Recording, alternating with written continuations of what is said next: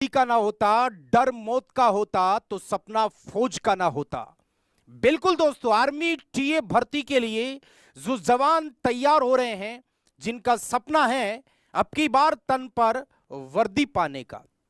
आप सबको पता है अक्टूबर के अंदर टीए के फिजिकल शुरू होने वाले हैं और फिजिकल जैसे ही आप क्वालिफाई होंगे, फिजिकल कंप्लीट होंगे, उसके जस्ट 30-35 दिन बाद आपके रिटर्न एग्जाम के कॉल आना शुरू हो जाएंगे। अब मैं आपको बता दूं सबसे बड़ी गलती क्या होती है। भाई हमारा टारगेट तो है फौजी बनने का, लेकिन हम अपनी प्लानिंग को कहीं ना कहीं सही तरीके से प्लान नहीं कर पाते हैं। और वो सबसे बड़ी गलती क्या है कि हम फिजिकल में तो अभी पूरा दमखम लगा रहे हैं, बहुत सारे बंदे देखे भी है हमने मैदान के अंदर बिल्कुल एकदम रगड़ा मार रहे हैं, क्योंकि फिजिकल तो तोड़ेंगे ही तोड़ेंगे आप। लेकिन बहुत सारे बंदे के दिमाग में ऐसा है कि सर फिजिकल तो कंप्लीट होने के बाद फिर हम रिटर्न की तैयारी कर लें। तो भाई साहब 30 दिन में आप क्या पढ़ोगे? अगर सिलेक्शन लेना है तो आपको हर चीज को एक साथ लेके चलना पड़ेगा, क्योंकि टीए भर्ती का प्रोसेस ज्यादा लंबा नहीं है। फिजिकल के जस्ट बाद आपके कुछ ही टाइम बाद आपके रिटर्न एग्जाम होंगे।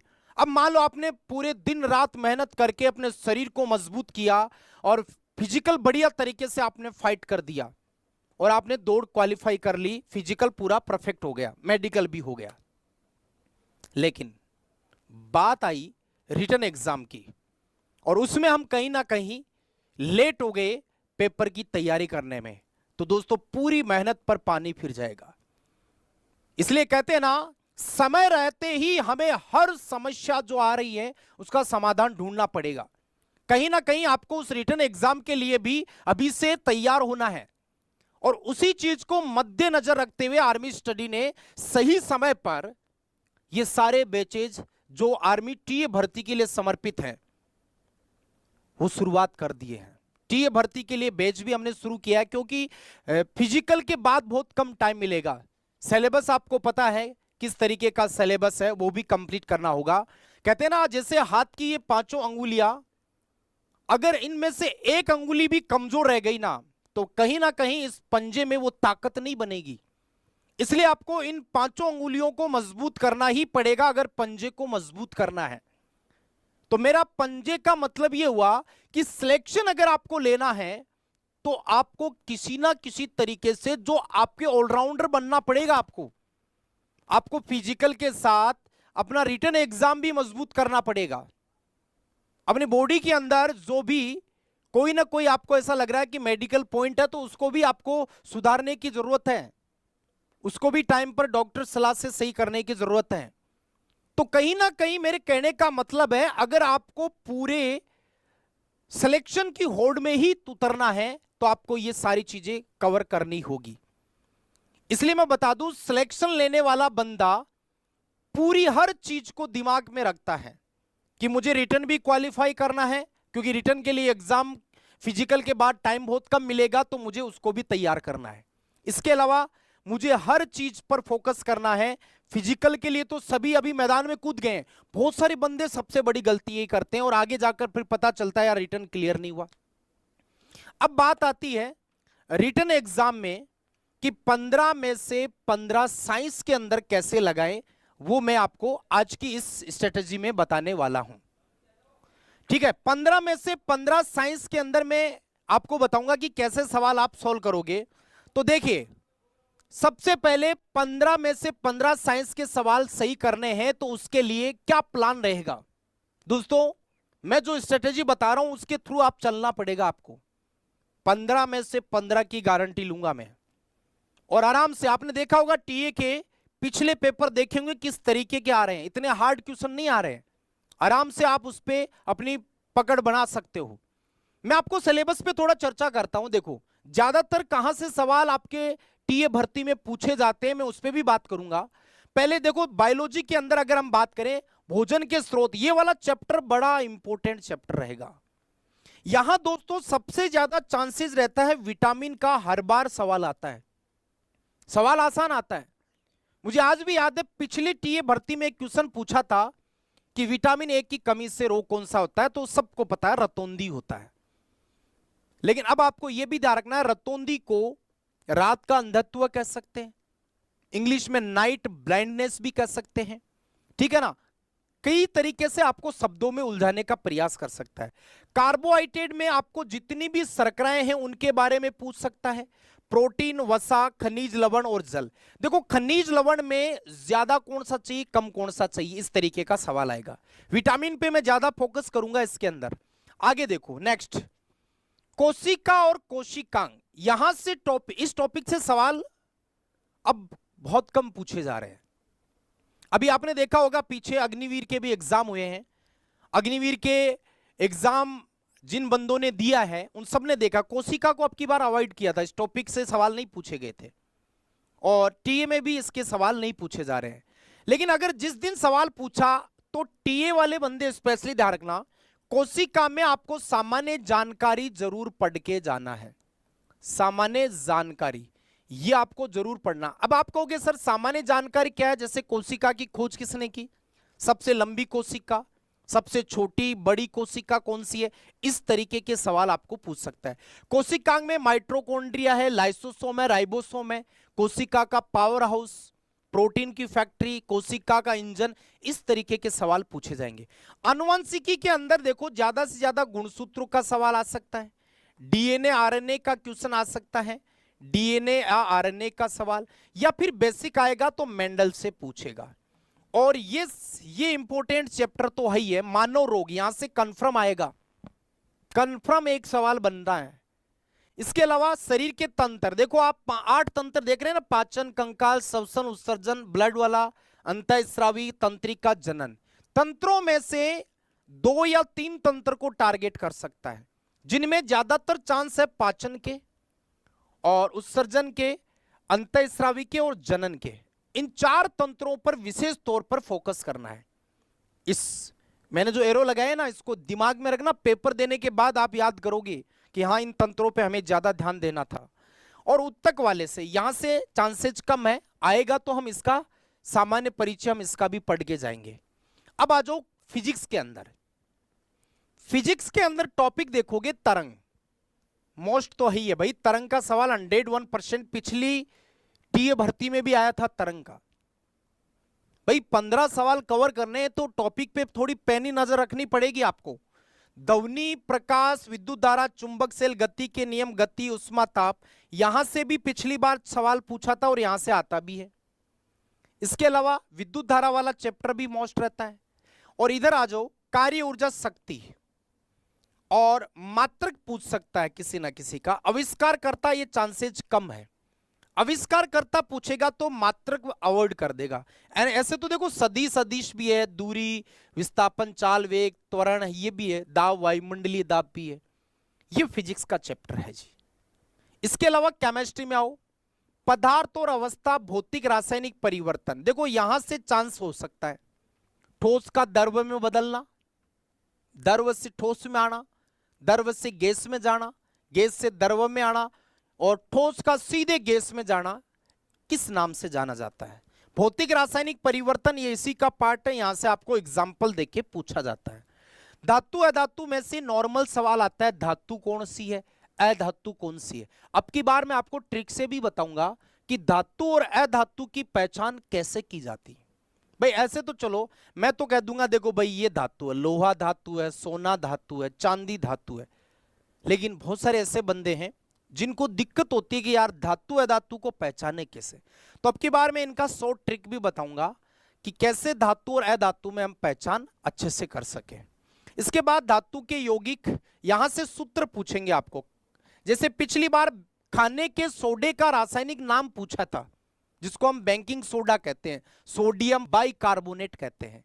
इसके अलावा गैस और वायुमंडल, यहां से गैस पूछेगा, तत्व यौगिक मिश्रण, आवर्त सारणी, परमाणु संरचना, समस्थानिक, समबारिक, समस्थानिक का ज्यादा चांस रहता है, रेडियो एक्टिवता, आयनन विभव, इलेक्ट्रॉन बंधुता, विद्युत ऋणात्मकता, कार्बन के अपरूप यहां से चांस है, फुलरिन गुबंद के आकार का, फुटबॉल के आकार का पूछा जाता है। इसके अलावा इलेक्ट्रॉनिक विन्यास, ये कम चांस है इस टॉपिक का। रासायनिक अभिक्रिया यहां से पूछ सकता है लेकिन इतना ज्यादा चांस नहीं। तो केमिस्ट्री में 1, 2, तत्व यौगिक मिश्रण 3, गैस वाला 4, समस्थानिक 5 और ये 6, इन चैप्टरों पे थोड़ा सा ध्यान रखना है। और ये मान के चलो 15 में से आप ये मान के चलो कि 8 सवाल 9 सवाल फिजिक्स और केमिस्ट्री के बनने हैं। लगभग ये मान लो कि 10 सवाल तक भी जा सकता है बायोलॉजी में। और कुछ बोटनी का भी अगर मैं देखूं, बोटनी आपके ज्यादा नहीं पूछी जाती है, वहां से आपके 4-5 सवाल बनने हैं। देखो बोटनी में पादप शरीर, जैसे जड़ जिसको मूल कहते हैं, तना स्तंभ हो गया, पत्ती, पुष्प या फूल, फल, बीज, ये जो पार्ट है ना, यहां से जैसे पिछली बार पूछा था कि बीज का निर्माण किससे होता है, ये पिछली टीए भर्ती में पूछा था। तो बीज का निर्माण होता है बीजांड से। किससे होता है? बीजांड से होता है। और पादप में रोग, जैसे एक पिछली बार आया था ना धान का खेरा रोग, धान का खेरा रोग किसकी कमी से होता है? और इसका उत्तर आप सबको पता है, जिंक की कमी से होता है। ये 2 क्वेश्चन आए थे बोटनी से। इसके अलावा प्रकाश संश्लेषण से पूछा था, पौधे जो भोजन बनाते हैं उस प्रोसेस को क्या कहा जाता है। और पारिस्थितिकी, ये मैंने अब की बार ऐड किया है, यहां से जैविक अजैविक घटक या खाद्य श्रृंखला का अब की बार पूछने की संभावना है। बस बोटनी में इससे ज्यादा आपको नहीं पढ़ना है।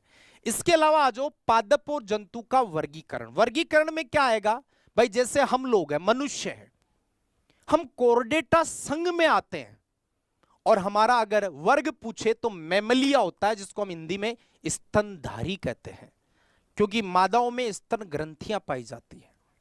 तो इसी प्रकार से जैसे पूछ लिया केंचुआ किस में आता है, सांप किस में आते हैं, पक्षी किस में आते हैं, वास्तविक मछलियां कौन सी हैं, तो वर्गीकरण में तो ये जंतुओं में आएगा। पादप में आपको पूछ लेगा जैसे Thallophyta, bryophyta, pteridophyta, angiosperm, gymnosperm, जिसको आवर्त बीजी अनावर्त बीजी कहा जाता है।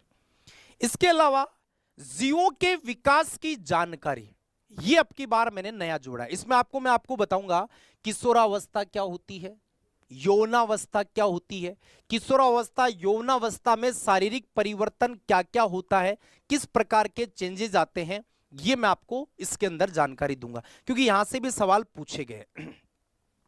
इसके अलावा देखो कुछ सामान्य क्वेश्चन भी आते हैं, जैसे ऊर्जा के पारंपरिक गैर पारंपरिक स्रोत पूछे जाते हैं।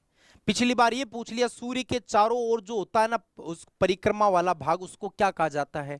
इस प्रकार के क्वेश्चन, कौन सी वस्तु दीप्त है, चमकती है, कौन सी नहीं चमकती है, इस तरीके के कुछ लॉजिकल सवाल भी पूछे जाते हैं। तो ये तो था अपना टीए का सिलेबस। अगर साइंस में 15 के 15 सवाल सही करने हैं तो दोस्तों ये स्ट्रेटजी आपको लेकर चलना होगा। ये देख लीजिए, ये बायोलॉजी का पूरा, ये फिजिक्स का, ये केमिस्ट्री का, और ये बॉटनी का, और ये आपको कुछ विशेष और भी टॉपिक्स है।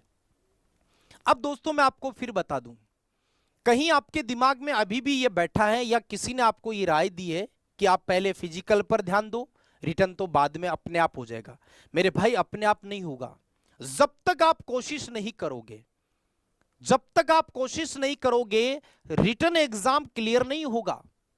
क्योंकि सक्सेस पाने वाला बंदा, जो बंदा सफल हुआ है, उससे पूछो कि उसने अपनी रणनीति कैसे तैयार की है। भाई आप फिजिकल करते हो, सुबह शाम करते हो, ऐसे तो है नहीं 24 घंटे आप फिजिकल में लगा देते हो। भाई कम से कम मान लो कि 8 घंटे सोने के हो गए, 3-4 घंटे आपके खाने पीने अदर एक्टिविटी के हो गए, तो ये मान के चलो कि ये लगभग 12 से 15 घंटे एक साइड रख दो, नींद के उसमें शामिल हो गए सारे। अब उसमें आप 4 घंटे वर्कआउट के जोड़ लो, फिर भी आपके पास 6-7 घंटे और बचेंगे। उसके अंदर आप क्या करोगे? उसके अंदर आप रिटर्न को मजबूत करो। भाई आपको सब्जेक्ट क्या है? जीके, साइंस और मैथ ही तो तैयार करना है जबरदस्त, और करना क्या है। इसलिए इस पर थोड़ा सा ध्यान देना, गहन चिंतन करने की जरूरत है, क्योंकि सफलता पाने के लिए हमें हर अथक प्रयास वो सब करना होगा जिसके लिए हम आज नहीं बहुत दिनों से सपना लेके बैठे हैं।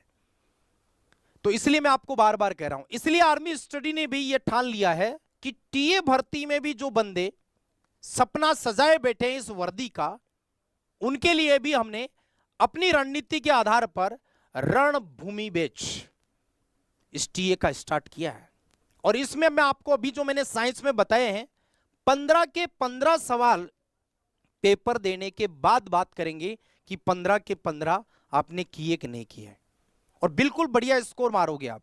फिजिकल पे तो ध्यान आपका पूरा ही है, लेकिन इधर भी ध्यान देना जरूरी है, क्योंकि फिजिकल के बाद टाइम नहीं मिलेगा दोस्त। इसलिए कहते हैं ना कि वो कहते हैं ना कि कई बार हम सफलता के उस मार्ग तक पहुंच जाते हैं, लेकिन आखिरी में जाकर अंतिम पड़ाव में हम झटका खा जाते हैं। तो कहीं ऐसा नहीं हो जाए कि हम हर स्टेज पे पार कर रहे हैं लेकिन एक रिटर्न की वजह से रह गए, ये दिमाग में भी नहीं रहना चाहिए। इसलिए हमेशा मैं आपको एक बात यही कहता हूं कि करत करत अभ्यास जड़मती हो सुजान। याद रखना, अभ्यास, प्रयत्न, प्रयास ही आपको आपके सक्सेस तक पहुंचाएगा।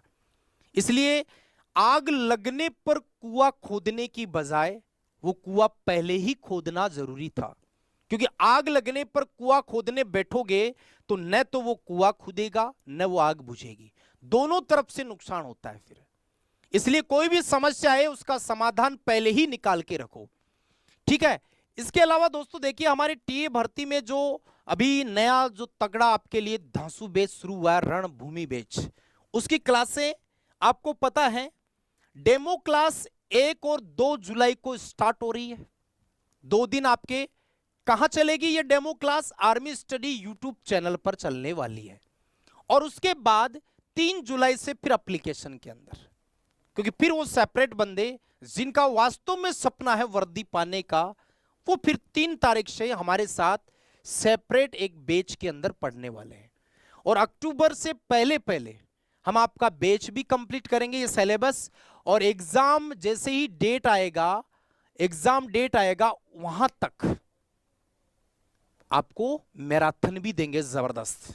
लेकिन वो मैराथन कब काम करेगी? जब आप अक्टूबर जो भी आपका फिजिकल चलता है, आपके एग्जाम डेट से पहले पहले आपका कोर्स कंप्लीट हो जाएगा, फिर मैराथन देंगे आपके एग्जाम से पहले। वो मैराथन फिर आपके सोने पर सुहागा बनेगी, वो फिर आपके अंतिम मोहर लगाने का काम करेगी, ये ध्यान रखना है। तो ये था दोस्तों हमारे इस पूरी स्ट्रेटेजी का एक पार्ट कि साइंस के 15 में से 15 करना है तो कौन से टॉपिक पर हमें ज्यादा जोर देना है। एक बार मैं फिर ये कहूंगा कि जब तक ना सफल हो नींद चैन को त्यागो तुम, संघर्ष के इस मैदान को छोड़कर यूं मत भागो तुम। अरे कुछ किए बिना ही जय जयकार नहीं होती, और कोशिश करने वालों की कभी हार नहीं होती, कोशिश करने वालों की कभी हार नहीं होती। इसलिए अपनी तैयारी में, रिटर्न की तैयारी में भी अभी से लग जाओ, क्योंकि सफलता वक्त मांगती है। सफलता एक दिन में नहीं, लेकिन एक दिन अवश्य मिलती है। लेकिन सफलता उसी को मिलती है जो हर तरफ से अपने आप को मजबूत करके आगे बढ़ जाता है। ओके दोस्तों, जय हिंद, जय भारत।